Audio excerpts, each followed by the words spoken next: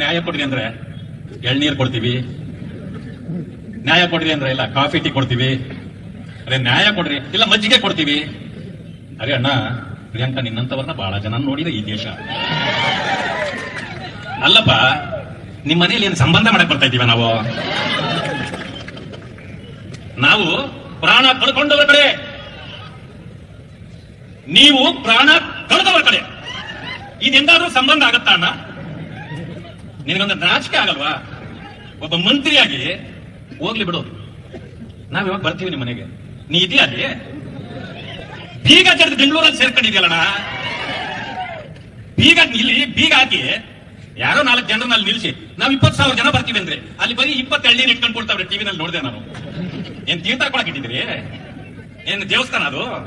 ನಾವು ದೇವಸ್ಥಾನ ಬರ್ತೀವಿ ತೀರ್ಥ ಕೊಡಿ ಅಂದ್ವಿ. ಹೌದು, ಏನಕ್ಕಪ್ಪ ಅಷ್ಟು ಪೊಲೀಸ್ ರಕ್ಷಣೆ ಹಾಕೊಂಡು ಕೂತಿದ್ರಿ? ನಾವು ಸುಪಾರಿ ಕೊಡೋರು ಅಲ್ಲ, ಬಂದ್ ಮೇಲ್ ಬೀಳೋರು ಅಲ್ಲ, ನ್ಯಾಯ ಕೊಡ್ರಿ ಅಂತ ಇಲ್ಲಿ ಕೇಳ್ತಾ ಇದ್ದೀವಿ. ನೋಡಿ, ನಾನು 7 ಪುಟ ಡೆತ್ ನೋಟ್ ಇದೆ, ಎಲ್ಲ ನಮ್ಮ ಮುಖಂಡರು ಒಂದೊಂದು ವಿಷಯ ಹೇಳ್ಬಿಟ್ಟಿದ್ದಾರೆ. ನಾನು ಮತ್ತೆ ಹೇಳಕ್ ಹೋಗಲ್ಲ ಅದನ್ನ. ಅದ್ರ ಒಂದು ತಿಳ್ಕೊಳ್ಳಿ, ಇದರಲ್ಲಿ ಪ್ರಸ್ತಾಪ ಆದಾಗ ನಿಮ್ಮ ಹೆಸರು ಇದೆಯಾ ಇಲ್ವಾ? ಪಾಪ ಮುಖ್ಯಮಂತ್ರಿ ಹೇಳಿದ್ರು ಅದರಲ್ಲಿಲ್ಲ ಅಂದ್ರು, ಡಿ ಕೆ ಶಿವಕುಮಾರ್ ಅವರು ಹೇಳಿದ್ರು ಅದರಲ್ಲಿಲ್ಲ ಅಂದ್ರು. ನಾವೇನ್ ಮಾಡಿದ್ವಿ? ಜೆರಾಕ್ಸ್ ಮಾಡಿ ಅದನ್ನ ಹೈಲೈಟ್ ಮಾಡಿ, ಪಾಪ ಮುಖ್ಯಮಂತ್ರಿಗಳು ಕುರುಡ್ರು, ಉಪಮುಖ್ಯಮಂತ್ರಿಗಳು ಕುರುಡ್ರು, ರಾಹುಲ್ ಗಾಂಧಿ ಅವರು ಕುರುಡ್ರು, ಎಸಿಸಿ ಅಧ್ಯಕ್ಷರು ಕುರುಡ್ರು, ಹೈಲೈಟ್ ಮಾಡಪ್ಪ, ಹೈಲೈಟ್ ಹಾಕಿ ನಾವೆಲ್ಲ ಸೇರಿ ಅವ್ರಿಗೆ ಪೋಸ್ಟಲ್ ಕಳಿಸ್ಬಿಟ್ಟಿದೀವಿ, ಓದ್ಕೊಳ್ರಿ ಅಂತ. ಪಾಪ ಓದ್ಕೊಳಕಲ್ಲ ಟೈಮ್ ಸಿಗ್ತೋ ಇಲ್ಲ ಗೊತ್ತಿಲ್ಲ, ಬಟ್ ಪತ್ರಿಕೆಯವರ ಮುಂದೆನೂ ಇಳಿದು ತೋರಿಸಿದೀವಿ, ಅದನ್ನ ಹೈಲೈಟ್ ಮಾಡಿ ಹೇಳಿದ್ದಾರೆ. ಇದರಲ್ಲಿ 8 ಹೆಸರುಗಳಿದೆ. ನಮ್ಮ ಸಿಟಿ ರವಿ ಅವರು ಇಲ್ಲೇ ಕೊಡ್ತಾವ್ರೆ. ಅದೇನೋ ಕೌನ್ಸಿಲರ್ ಯಾರು ಏನೋ ಅಂದ್ರು ಅಂತ ನನಗೆ ಕೇಳಿಸ್ಲೇ ಇಲ್ಲ, ಅದೇನು ಅಂದ್ರು ಅಂತ. ಅವ್ ಯಾರೋ ಏನೋ ಅಂದ್ರು ಅನ್ಕೊಂಡು ಅವ್ರು ಕೊಡೋದ್ರು. ಅದಕ್ಕೆ ಉತ್ತರ ಇವರು ಕೊಡ್ಬೇಕಾಗಿಲ್ಲ, ನಾನು ಕೊಡ್ಬೇಕಾಗಿಲ್ಲ. ಇದಕ್ಕೆ ಸದನದಲ್ಲಿ ಏನಾದ್ರು ಆದ್ರೆ ನಮ್ಮ ಸಭಾಪತಿಗಳು ಕೊಡ್ಬೇಕು. ಅವರು ಅಲ್ಲಿ ಏನು ಒಂದೇ ಇಲ್ಲ ಅಂತ ಅವ್ರು ಹೇಳ್ಬಿಟ್ರು.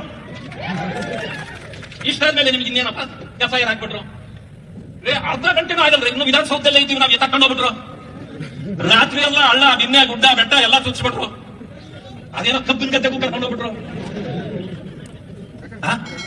ನಮ್ ಕಡೆ ಸ್ವಲ್ಪ ಹೇಳ್ತಾರೆ, ಏನಾದ್ರೂ ಆದ್ರೆ ಶೆಡ್ಗೆ ಹೋಗೋಣ ಬಾ ಅಂತ. ನಮ್ಮಲ್ಲಿ ಈಗ ಬಹಳ ರೂಢಿಯಲ್ಲಿರೋ ಮಾತು ಶೆಡ್ಗೆ ಹೋಗೋಣ ಮತ್ತೆ ಅಂತ. ಹಂಗೆ ಎಲ್ಲೆಲ್ಲಿ ಶೆಡ್ಗೆಲ್ಲ ಕರ್ಕೊಂಡು ಹೋಗ್ಬಿಟ್ರು ಅವ್ರನ್ನ.